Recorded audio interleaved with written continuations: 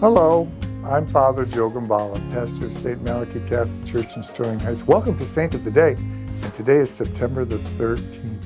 Today's saint is John Chrysostom. John Chrysostom was born in Antioch, Syria, around the year 347.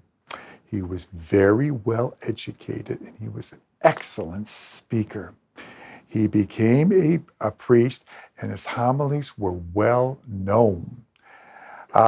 He had a number of causes in his preaching, and one in particular was to point out how some clergy were living a little bit too high on the hog, as my mother would say, that they were a little bit too wealthy for their own good, and were setting a bad example for the average folk, who at this time, were just getting by.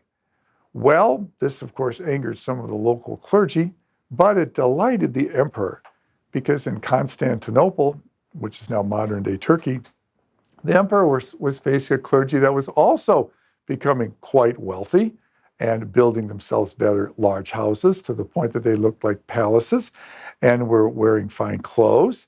So he invited John to come to Constantinople and become the patriarch.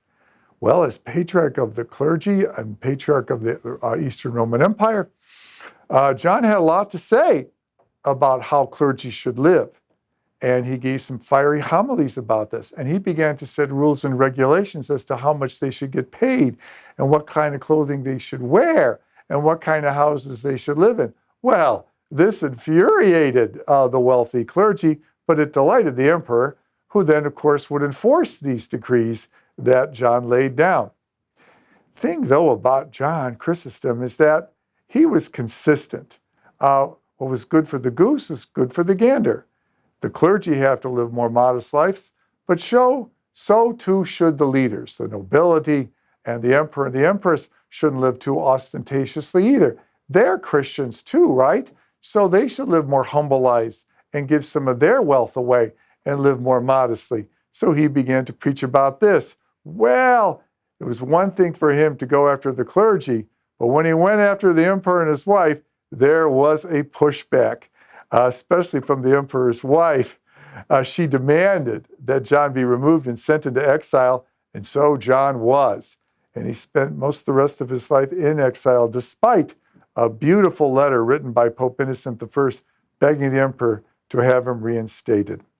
John wrote over 100 letters that last to us today, and we can learn about the fact that he really preached a consistent message.